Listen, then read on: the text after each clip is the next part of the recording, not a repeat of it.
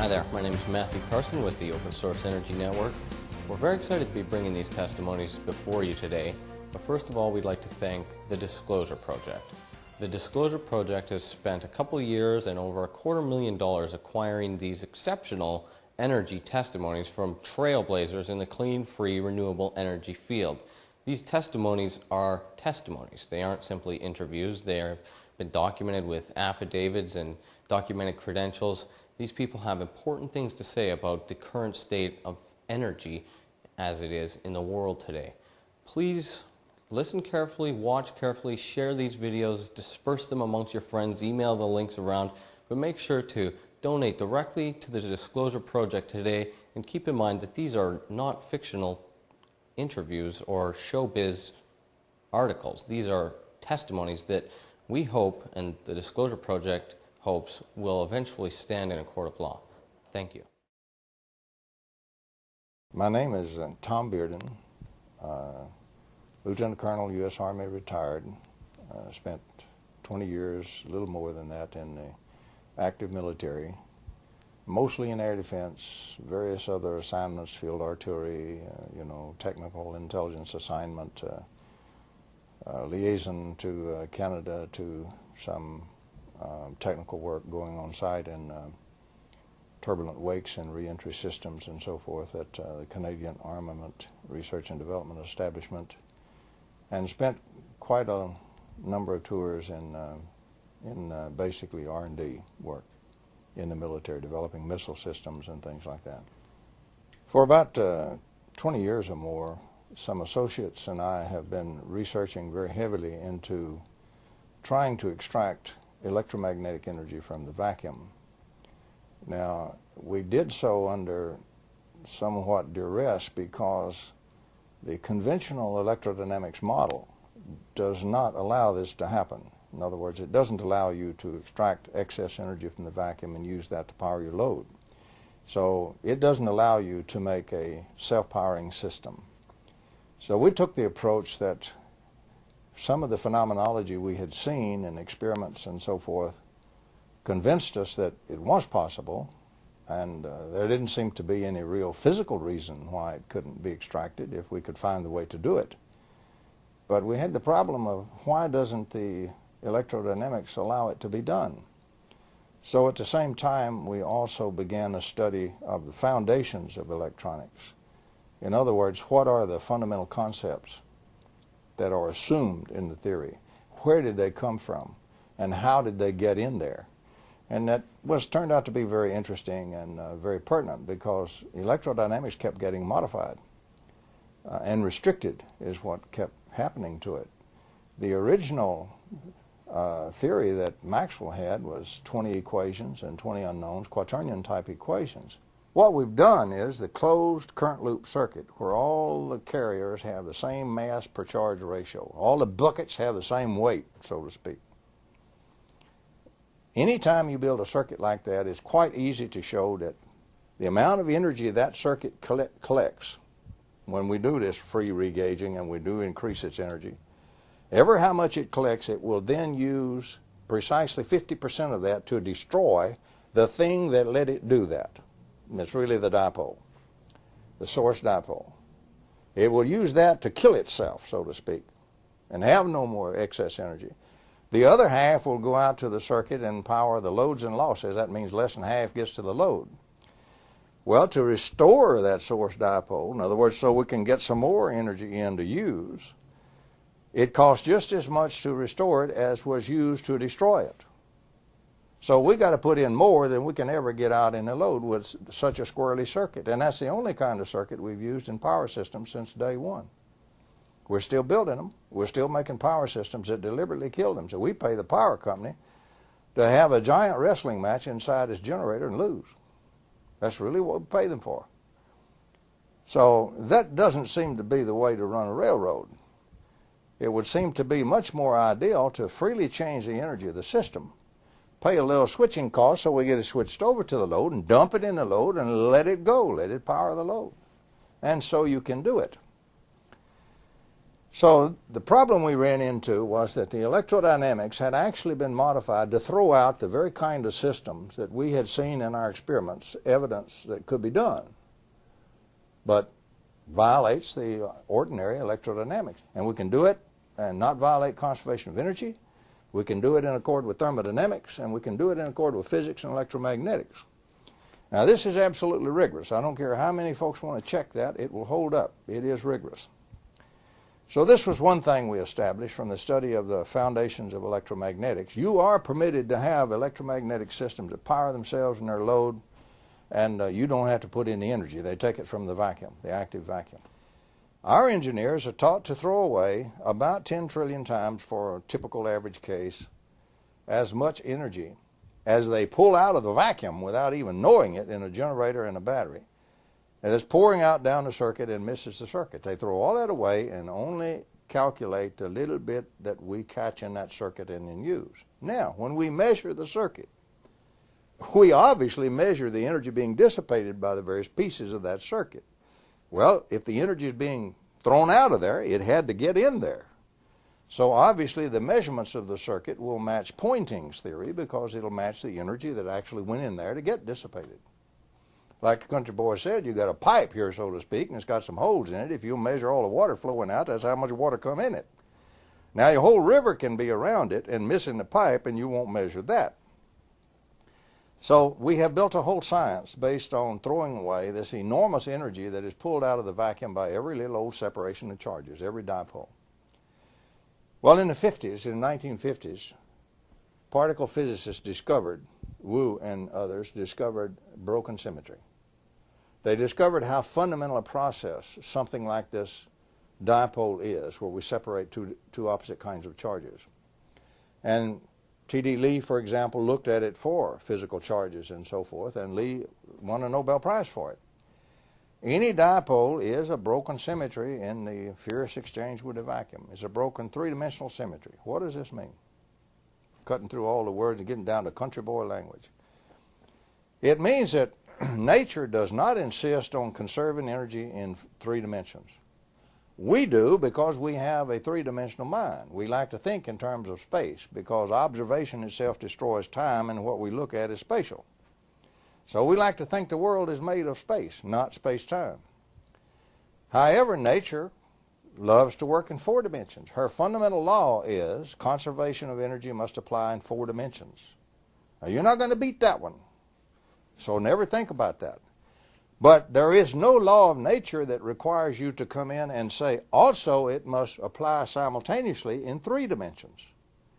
If we build some gadget that makes it apply in three dimensions, we apply an extra constraint on what nature will give us. Turning that around, we go around building things that insist on having this three-dimensional exchange of energy. We got to put it in three dimensions for whatever we get out and lose some in the middle. So we got a terrible situation all the way. It's called entropic engineering. We always got entropy beating us to death. Never go over unity. Forget it. Lose a lot. We talk about efficiencies at 30% and so forth for our power systems when we talk about burning the coal and all that stuff. But nature doesn't require you to do that. All you have to do is break a little bit of this three-symmetry set of chains where you have tied her feet to the floor. Once you break the flow in three dimensions, you no longer have to conserve energy in three dimensions. The basic conservation of energy is an inflow from four dimensions, outflow in three dimensions. From the fourth dimension, converted and flowed out into three. And that one is free. Giant negentropy is free. Nature will start reorganizing a goodly percentage of the whole vacuum for you, spreading at the speed of light, and will continue it as long as you leave the dipole alone. The original charges and dipoles in the original matter of the universe have been putting out energy and reorganizing the vacuum for 15 billion years. Today we're said we can't engineer negentropy when negentropy is the easiest thing in the world to engineer, whereas entropy is the hard way to do it, and that's the way we all do it. The bottom line of this is if we'll initiate the negative entropy and let it go, it's just like you punched a hole in the ground and you got a big gusher of oil. You don't have to furnish the pressure and you don't have to furnish the oil. Here it comes. And it comes out in real oil that you can use. And the common dipole in every electrical circuit pours out energy in that fashion. The problem is not how to get enormous energy from the vacuum. That problem has been totally solved. It was actually solved in 1903 had we understood it. Had we understood what Whittaker wrote. We didn't. But now we do understand it, and we do certify very rigorously with some of the AIS papers that that is for real. The problem now is how do we catch a goodly bit of this energy and use it asymmetrically. You dump it in a load, let it power that load, and not use half of it to go back over and kill the little dipole. So we set about then to build one that wasn't built that way. Have you been successful? Yes, we have been successful. We have just built our second model. The first model produced 5 times out what we put in. We pay for switching costs. We don't put any energy into it to actually power the system. It comes right out of a permanent magnet, which is a dipole. The reason for using a permanent magnet is very simple. You can pass the flux back in a flux channel back through the permanent magnet, and those poles don't get destroyed. They are welded into the material when you magnetize it. That's not like little charges separated in electrical charges. You knock the charges out and destroy the dipole. So we can bypass one of the big problems with a permanent magnet. We don't have to destroy the dipole. That gives us one solution going in. The other is, how do we catch the energy? Well, that turned out to be fairly simple. We found a material which will separate the magnetic field from what's called a magnetic vector potential. The vector potential flows unceasingly from the magnet. It'll flow from now for the next 15 billion years. You can't slow it down. You can't change it as long as that magnet is there. So you have plenty of energy flow. The question is how to use it. So we use it by diversion. We reason that this flow will replenish. It's like a river. It's like a humongous river. If we dip some energy out of it, it'll replenish the hole we dipped out of at the speed of light. So for all practical purposes, instantly. So we can dip and dip and dip. We have to pay to switch to do that. But we can keep dipping, and the water fills as fast as we dip it. Then if we come down to another area and we let the water that was replenished still interact with something, and at the same time we dump the water that we dipped in there, we will have more energy by far than what we're paying for dipping. So we looked at it as an energy flow process, which it is, and we found a material which would do part of the dipping for us. It will separate the magnetic field from the magnetic vector potential. Yes, there is a history, a long history of over-unity systems. What has happened to them? For example, Nikola Tesla had one. Basically, his big magnifying transformer that he had on Long Island was such an over-unity system. The way that one apparently worked is he got the entire Earth itself in resonance. The crust of the Earth, as you go down in there, is made of highly nonlinear materials, particularly when you get down to the perovskite or whatever you call that stuff. And it will act in the bulk even, it will interact in a sort of a nonlinear optics fashion. It will do phase conjugation. And so eventually what it does is everything going on is feeding energy into the Earth starts to feed energy into that wave that he created. So he gets a lot more energy in his resonant wave fed from outside, from the environment in the interior of the Earth. And that's the way he built up a humongous wave of energy. His idea was you could then put in a tap on it anywhere else on the world and extract it free. And of course J.P. Morgan's take on that was, that's foolish. You can't put a meter on it. So that actually doomed much of Tesla's career at that point when Morgan found out that Tesla, was going to produce the energy freely. Small cost here at a central location. Everybody else could tap it for free. It wouldn't have powered the whole world today. It would have powered much of the world in those days. Tesla also, we're pretty sure, put a system in a car and ran a car on it. And the reason we're pretty sure is his nephew who rode in the car with him is still alive and can describe the incident and how the engine had no gas, no input of power, and would still run once Tesla got it started. And we know it's perfectly possible. Tesla apparently knew how to use this giant negentropy process that's universal everywhere. Energy is free for the taking from the vacuum anywhere you want it. We just have to learn to use that. Some of the breakthroughs in the past have been deliberately suppressed. I will name a few. T. Henry Moray was inspired, of course, by Tesla's work, and he demonstrated so many times to so many scientific and engineering groups and people who were skilled in the art. There is absolutely no question that T. Henry Moray had a system that produced about 50 kilowatts out of a 55-pound box. This is well established as you go back and look at all kind of certified tests and everything else that he did. There's all kinds of skullduggery that happened there. I don't think T. Henry Moray ever got a decent chance to ever do anything with that. The Russians even tried to kidnap him at one time. It reads like a James Bond movie, but it's real. It really happened, and it really happened here in the United States. What year was that? This was before the war. This was in the 1930s. In the same general period of time, one of the greatest electromagnetic fellows we ever had, scientist, was Gabriel Krohn. And Gabriel Krohn invented a true negative resistor working on a Navy contract for Stanford University. He was never permitted to reveal the exact way that he constructed his negative resistor. But I used direct quotes where he, in fact, said, we have a negative resistor and we can disconnect the generator from this network analyzer when we got negative resistors in there because they will power the circuit. So that one was, in fact, suppressed. I don't know whatever happened to it, but it vanished. And he never did reveal the secret of what he called his open path, connecting any 2 points in a circuit. But it is in the literature, and it's well documented because he was perhaps the leading electrical scientist in the United States at that time. Well, there's another one that went down the tube. Various and sundry people have made casual ones from time to time over the years. I'd estimate probably 50 different inventors have casually invented something. Even if they didn't understand it, they did get it to go over unity. We're never able to get anything done with it. Most of the time they incurred a lot of enmity from the scientific community. Sometimes we're really hounded. And sometimes we're just very naive. Probably the best documented scientifically over unity systems, self-running, self-powering systems, were developed by the Russians before World War II.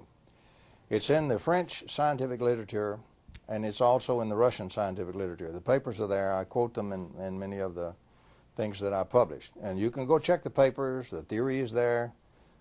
Many papers are published on this in the Russian scientific literature.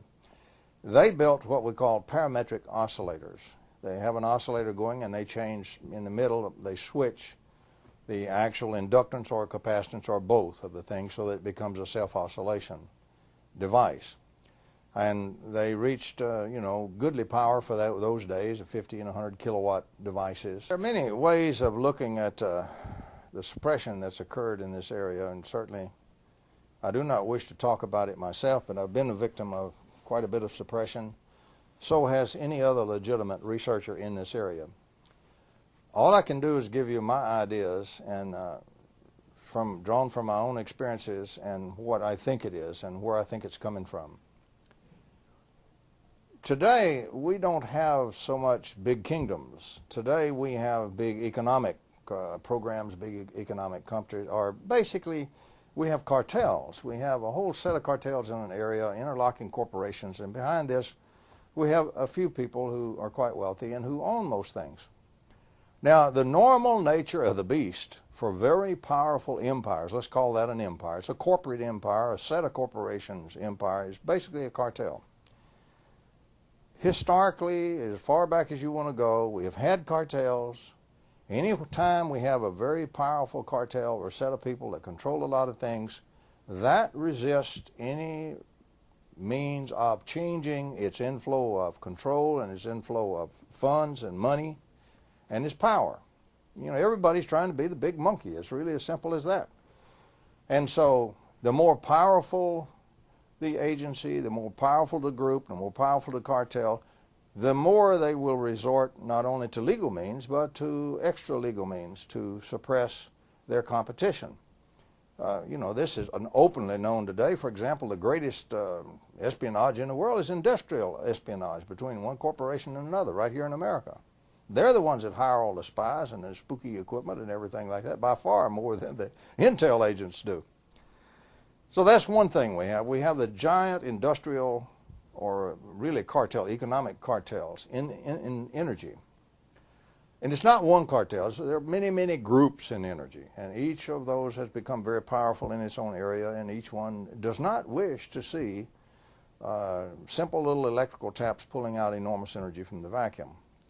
They would much rather see you burning a lot more oil and so forth.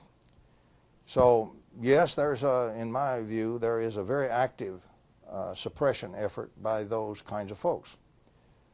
Part of that goes into very unique areas. They don't do it so much.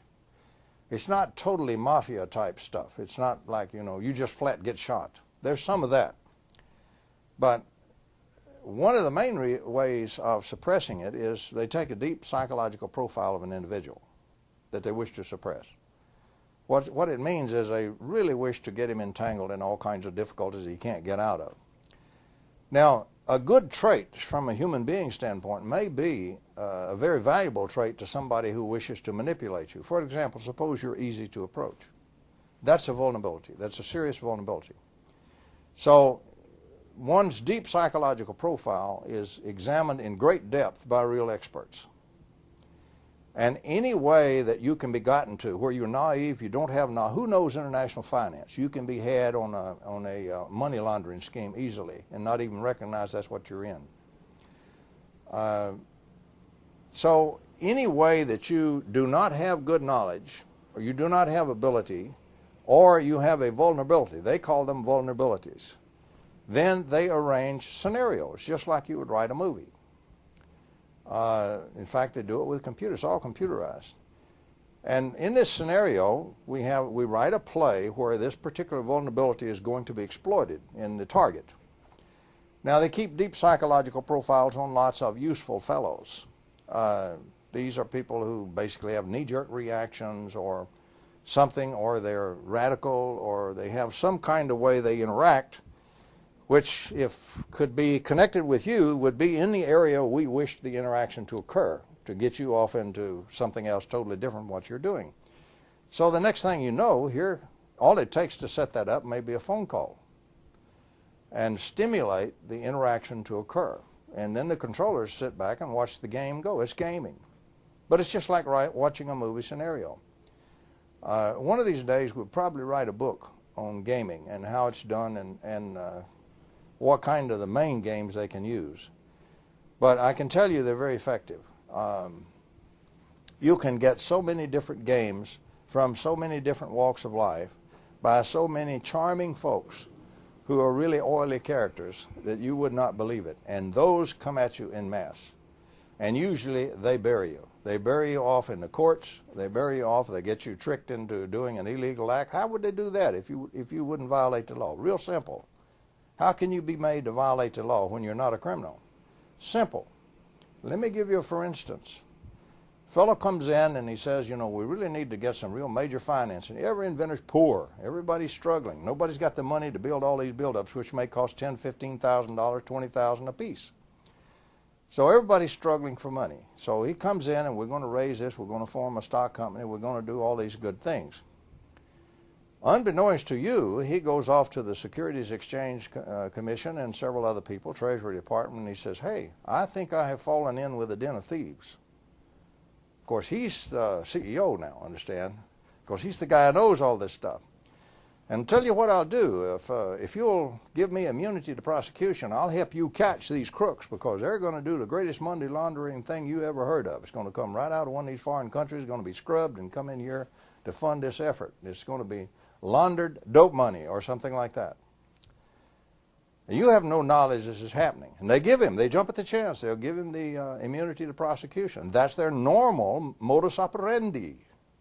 They want to catch some crooks, and this guy's going to help them catch some crooks. So then he goes off and sets all this up and keeps you deluded about what's happening. And you wind up in where the thing is going to be consummated somewhere, and if you consummate it, you wind up behind bars for about 20 years wondering how you got there when you never did anything to money launder anything. He's the fellow who did it and who set it up, and he testifies against you because he's immune to prosecution. This is one of the standard games. Machiavelli is not dead. He still lives. And these are the games that are played. And it's particularly played in the systems where people are trying to build over-unity systems. It's been very effective in stopping some of them. Do you think lethal force has been used?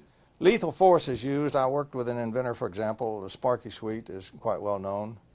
And he was shot at once with a silenced rifle a sniper rifle from about 300 yards. The only thing that saved his life was he was an old guy and very feeble there towards that part of his life. And he was stumbling as he coming up the steps, and he fell down. He just flat fell down on the steps, caught his foot, and fell right forward. And as his head went forward, the bullet went right by where his head was. And, of course, the assassin was never found. So there are many cases like that. Some are killed. I believe Marinoff, I believe to be a kill. I don't believe Marinoff jumped off a building when he was excited on the way to talk about his invention and so forth. Gave no indications of it. If I can believe the reports of the people who visited where his body lay on the pavement glowed. And there's only one weapon on earth that will kill a human body and leave where it lies on the cement, let the cement glow under it, and that's a longitudinal wave shooter, what's called a shooter. So I believe, my personal belief, I can't prove this in a court of law, I don't intend to try, but my personal belief is that Marinoff was killed. He was probably killed by either the KGB or one of their agents from one of the other Iron Curtain countries, killed with a shooter, thrown off the building to make it look like suicide. The police probably knew about it. That's why they let the body lay so long before they moved it. They didn't want to tangle with the longitudinal waves from it. So yes, there are some rather bizarre things that have occurred to some people. As I say, I prefer not to dwell on that, try to get by as much of that as we can and try to dwell on the science. The only way we're ever going to beat all of this stuff, we have to convince the scientific community that there's real science here. Let me now review some of the implications of what I hope is just now emerging in these energy systems, where we take the energy from the vacuum, turn it into normal electromagnetic energy, and we catch it and use it to power our loads. First of all, every system we got out there has been doing this. We just didn't know it. We thought the generator powered the external circuit. It doesn't. It does not power it at all. All it does is we twist the crank on the generator, the shaft, to turn the shaft, and that forms a magnetic field inside the generator, and that energy in that magnetic field dissipates itself upon the internal charges to force the positive charges in one direction and negative charges in the other and make that dipole, and that's all the generator does. It doesn't add 1 watt to the power line. All the coal, all the oil, all the dams ever built, all the nuclear fuel rods ever consumed, never added 1 single watt to the power line. All they did was keep rebuilding the dipole that we have designed the silly circuit to destroy faster than we can power the loads. Not the way to run the railroad. So we have polluted the planet, we're killing species, we're poisoning our own lungs and our own environment. We don't have to do that. But it's a giant set of cartels, it's a giant financial set of empires, and it's going to continue this way unless we get the attention of the scientific community focused on it, and hopefully get some legislative action focused to force the action to develop these kinds of systems. Now, the implications once we develop them and start to use them, first of all, we don't have to have all this nuclear. Look how expensive and how long it takes to build a nuclear power plant. And then all the radioactive waste you have, they still store the fuel rods on the sites after they're spent. They don't know what to do with them. So you've got all kinds of schemes about where you're going to put them. The blunt truth of it, right now, we're storing them on site. It's the nuclear power plants. The other thing is we don't need to pollute with all these hydrocarbon byproducts. We don't need to pollute the whole biosphere like that. We don't have to burn all that stuff just to make a dipole. Quit destroying a dipole, you don't have to remake it. So if we use the system where we extract it from the vacuum, we can clean up this biosphere. We can also, right now, one of the greatest critical things we have, in my view, the supply of oil is not lost, but the supply of cheap oil has now peaked. We are there. What this means is we will continue to get some oil, yes, but it will be more and more and more expensive year by year by year. Meanwhile, the demand for electricity goes up everywhere in the world, which drives the oil curve again, and what you have is the classic escalation of prices type situation. The demand is up, the supply is down, the supply gets more and more expensive to try to fill it, and so the cost just going to go up, and they're not going to stop. Well, what happens? Somewhere along the line of about 2008, the way I look at it and project it, we're going to have a world economic collapse. The economy cannot stand such increases as is going to come up. And God help us if we have a war in the Mideast. Nobody knows what. Maybe 2006, instead of 2008. But I believe by 2008, we will see the world economy collapse. Now, about a year before that, as the economies are crumbling, not everything runs up and like a square wave collapses in one instant. As they start to crumble, and the stress on all these populations and all these leaders and all these nations increases so much, desperate people will do anything. Desperate leaders, particularly fanatical leaders, will do anything. What will happen is their conflicts will increase and escalate, and they will start to use the weapons they have in those conflicts. And there's about 25 nations now, according to the Secretary of Defense Cohen, that have mass destruction weapons. Nuclear weapons, for example, for goodness sake. If you don't have nukes, maybe you bought some surreptitious plutonium. Look at what will happen to your water supply in New York City. You put a little plutonium in it. So all kinds of things. People that are the poor nations that can't afford nukes have biological weapons. But about 25, and it's growing all the time, has weapons of mass destruction. Now, by the way, those weapons are already in our large populations. If you will check Colonel Lunoff's book, Colonel Lunoff is the highest-ranking GRU defector we ever had, and his book's cleared by the CIA, so what I'm saying is cleared. Lunoff tells you how the Russians introduced the nuclear weapons surreptitiously into their operatives on the ground and secreted them in the U.S. He tells you how it was done in the book. So read the book. All our big cities, as far as I'm concerned, and population centers already have weapons of mass destruction hidden in them. We used to call that dead man fusing. And so all the nations have dead man fused one another, one way or another, and all the old studies showed that in a heightened tension, great conflicts and high tension, whenever they start popping the nuclear weapons or the weapons of mass destruction, you have a very formidable thing that happens to you. Nobody has defenses. Since we have no defenses, the only thing you have is like a fencing duel. You have to hit the enemy before he hits you. You have to destroy him or you will be destroyed.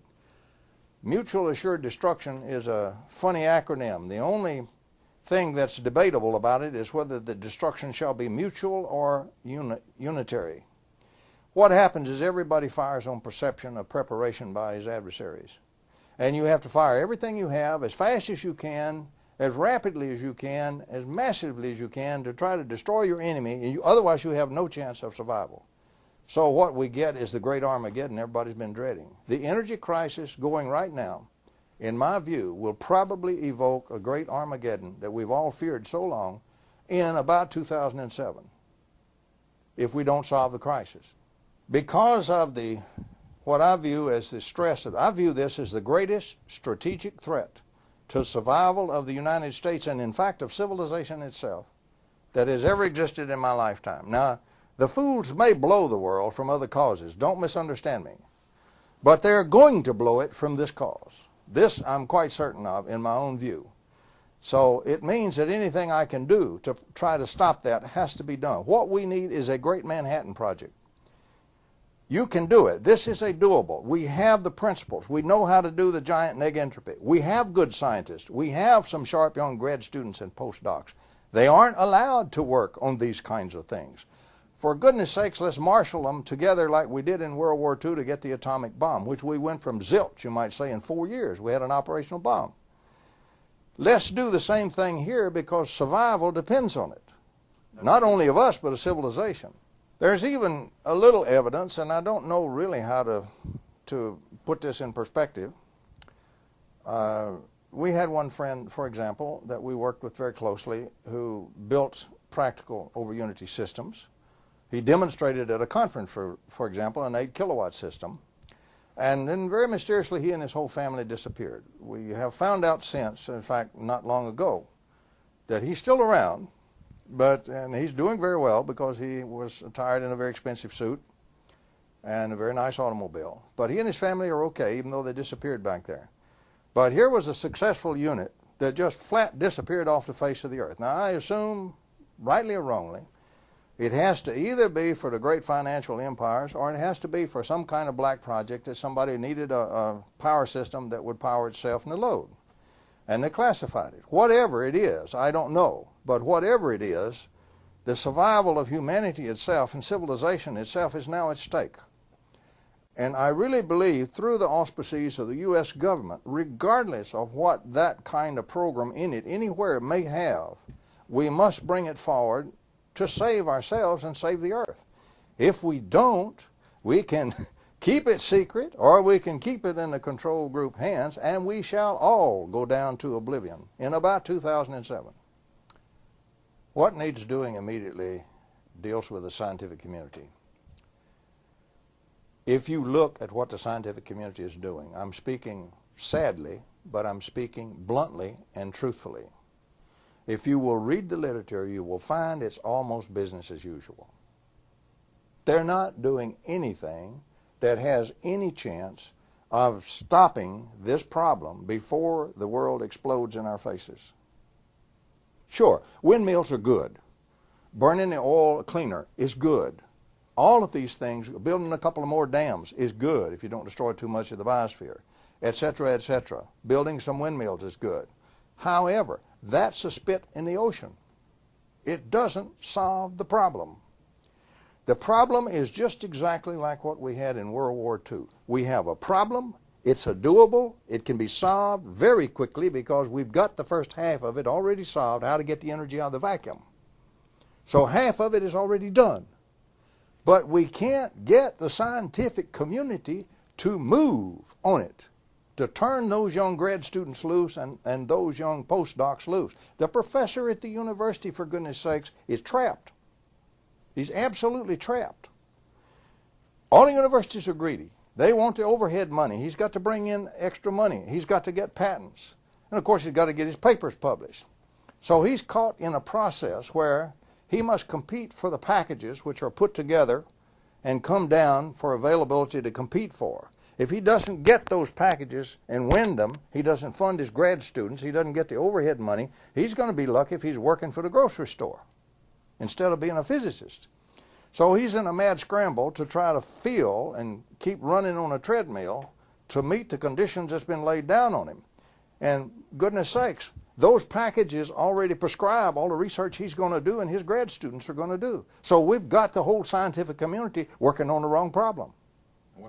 So what could the U.S. government do about that? What we can do is do just like we did in alternative medicine, or really like the Manhattan Project.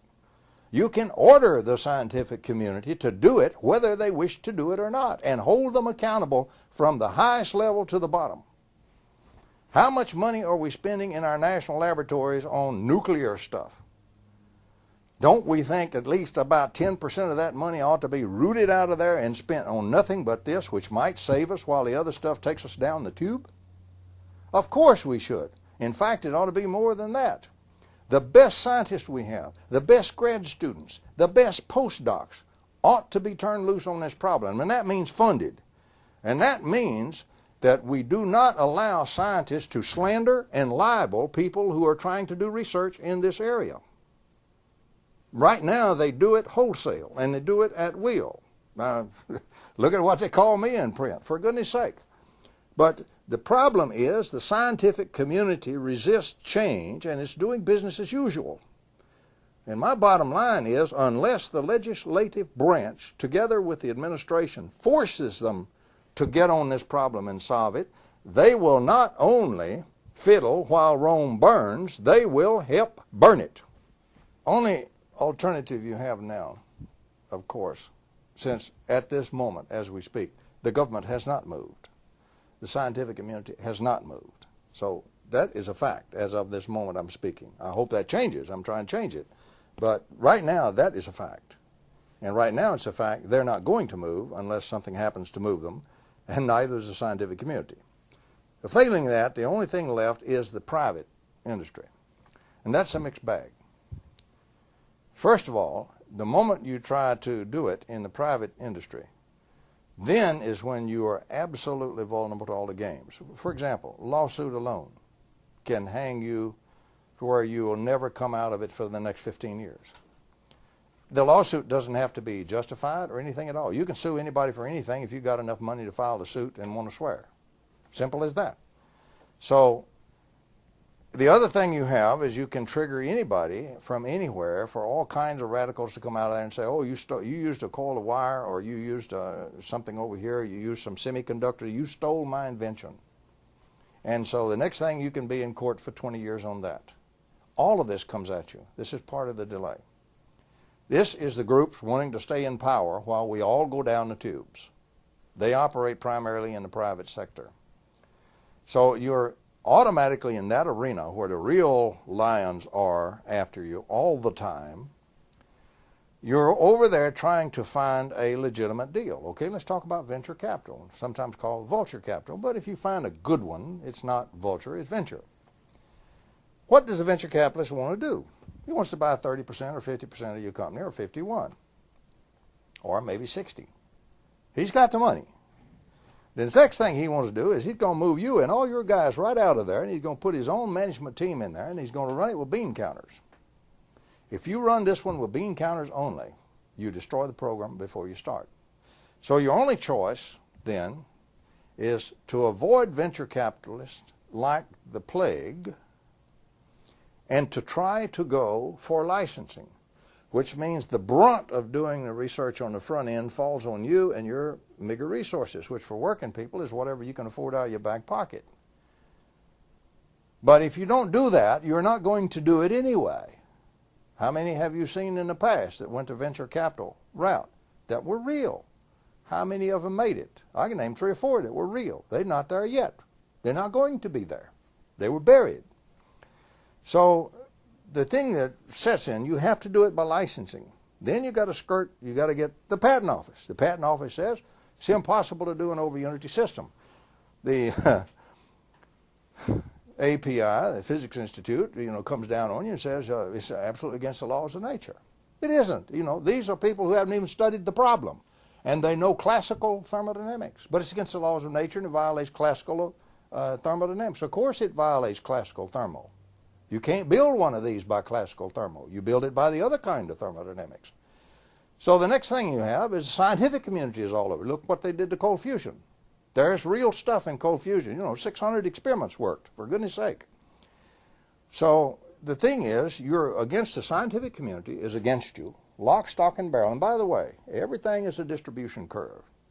Get off of this horse pucky about scientists are always sweet, nice, reasonable people. That is not true. 10% of them are devils. 10% of them are angels, ought to be rewarded at the salt of the earth. But 10% of them have absolutely no ethics, absolutely playing nothing but the big monkey and power game, and absolutely your worst enemy in this area. Glorious opportunity to, in other words, the vultures, or there's a better word for it, the wolves go around looking for the rabbits, and you're the rabbit and they're the wolf. So your next thing you get into is a big wolf-rabbit game with the scientists over on that 10%. So you face all of that. Meanwhile, you've got to go to the patent office. You get to the patent office, what are you looking at? This is impossible. This is perpetual motion.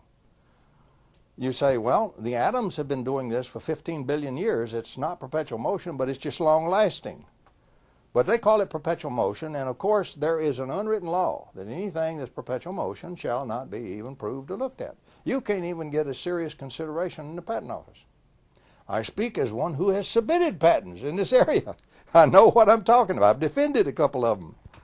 So what we have is a situation where the entire structure of science, industry, the organizations of science, and the patent office are already against you. If you can't get a patent, how can you license? So it's a real neat little thing. It's the old chicken and egg situation. If I had the chickens, I could get some eggs. If I had the eggs, I could get some chickens. This situation is designed so you never get chickens and you never get eggs. So the only thing you can do is to try to put your head down and continue with that and do one other thing, communication. Fortunately, we do have the internet. Sure, it's full of a lot of bad information. It's also full of a lot of good information. You just have to discriminate. So the other thing you have to do to have any chance at all is communicate, communicate, communicate, communicate, which we do to the limit that we're legally able to do and not lose our patents. If we can get the government to move, they can cut through all of that by simply issuing the order to do it. And that's what it's going to take. We're going to struggle with this other, but I'll make you a prediction. If the government doesn't move, there's a 75 to 80% chance we will fail. We certainly won't make the first quarter of 2004. And if we miss the first quarter of 2004, not just us, there are several other inventors and groups in the same area and have systems that work. We are not the Lone Ranger here at all. I want every system out there that works and is real going. We need everything we can do. But if we don't make it by the first quarter, then we may as well all go home and enjoy our families for the time we have left, because it's going to blow. It will be too little and too late. And don't come in 2006 when any fool can then see the world is fixing to blow up and say, would you guys like to try this?